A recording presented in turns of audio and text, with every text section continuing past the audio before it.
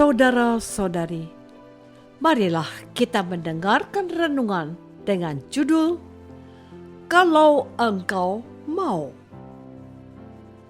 yang berdasarkan pada Injil Markus bab 1 ayat 40 dan 41b. Seorang yang sakit kusta datang kepada Yesus dan sambil berlutut di hadapan Yesus, ia memohon bantuan Yesus. Katanya, "Kalau engkau mau, engkau dapat mentahirkan aku." Yesus berkata kepadanya, "Aku mau, jadilah engkau tahir."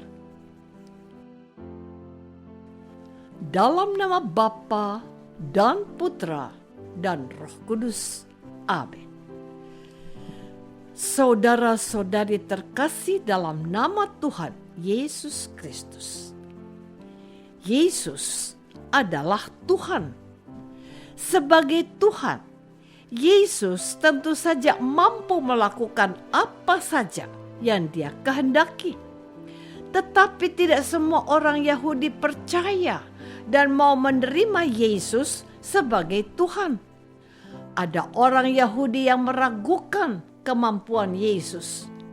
Mereka tidak percaya bahwa Yesus bisa melakukan apa saja yang Dia kehendaki. Akibatnya, tidak bisa mengalami mujizat dari Yesus. Sementara orang-orang yang percaya kepada Yesus akan mengalami mujizat. Contoh, orang yang percaya kepada Yesus dapat kita dengar dalam Injil Markus hari ini. Orang yang percaya kepada Yesus itu adalah seorang penderita sakit kusta. Orang kusta itu mengetahui bahwa Yesus dapat menyembuhkan dia dari sakit kusta yang dideritanya sejak lama.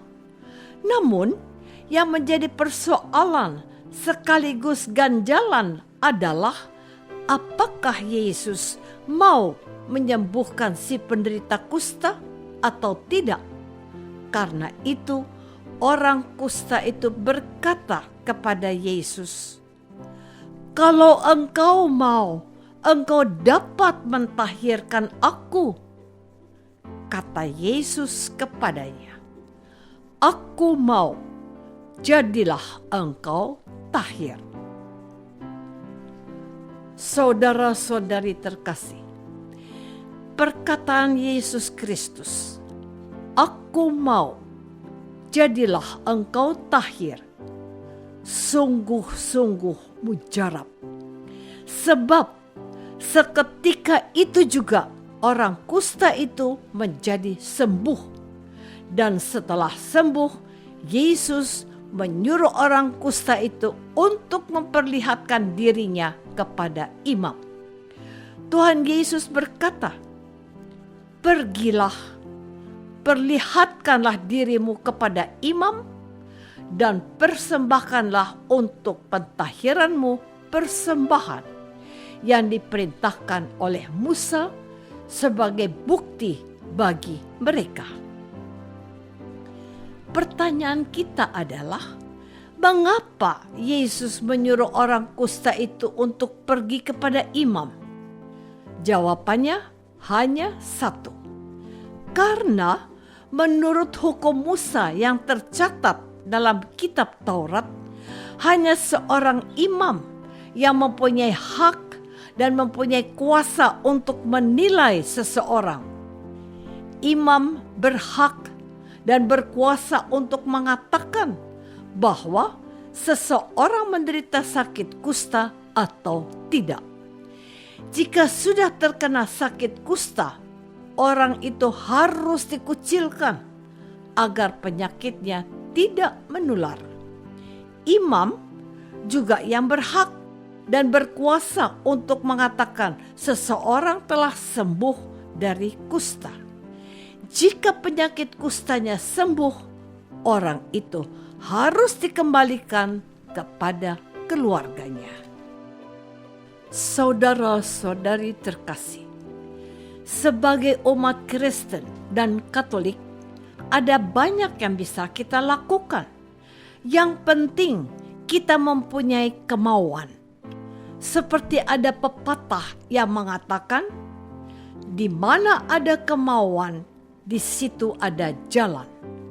Artinya, seseorang yang mempunyai niat dan mau berusaha pasti menemukan jalan dan kemudahan. Bahkan jika ada kesulitan yang menghadang, orang itu pantang menyerah. Kemauan mendorong seseorang untuk melakukan sesuatu. Hal ini pernah dialami oleh Anto, nama samaran.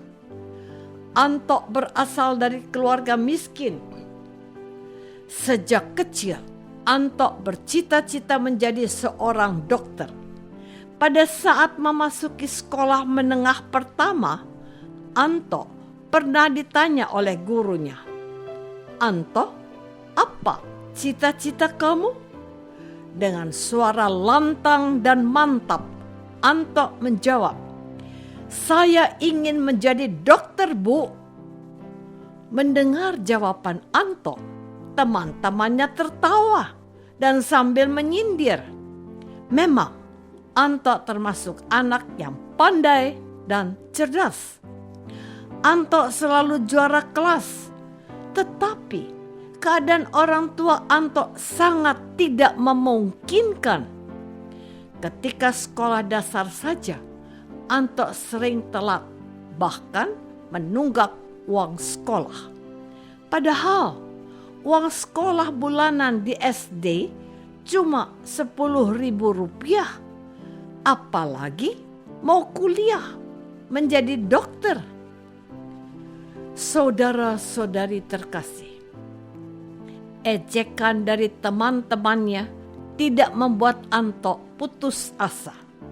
Saat teman-temannya ragu bahwa Anto bisa menjadi dokter, Anto justru terpacu untuk mewujudkan cita-citanya. Kemauan Anto menjadi dokter sudah bulat.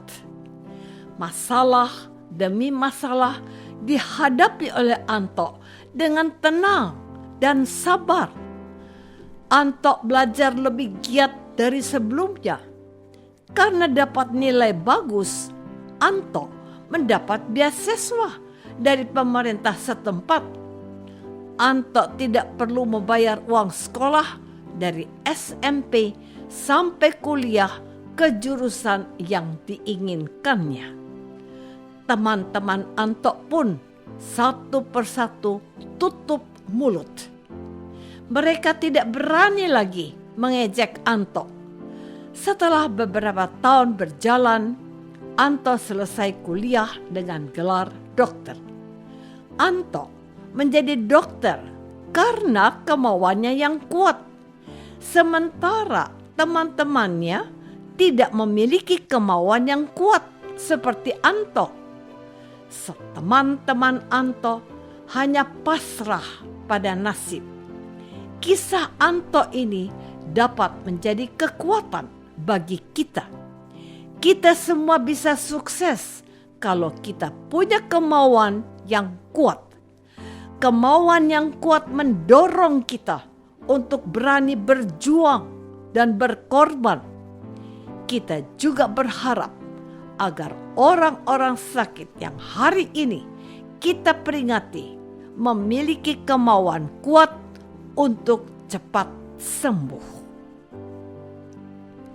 Apakah selama ini aku sudah memiliki kemauan yang kuat yang disertai perjuangan dalam mewujudkan cita-cita dan harapanku? Marilah kita berdoa. Tuhan Yesus Kristus, Engkau mau menyembuhkan orang yang menderita sakit kusta.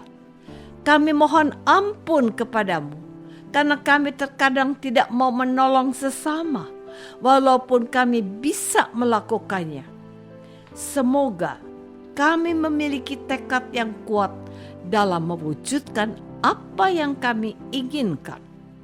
Doa ini kami persembahkan dalam nama Yesus, Tuhan dan pengantara kami. Amin. Semoga kita semua selalu dinaungi dan dibimbing oleh berkat Allah yang Maha Kuasa.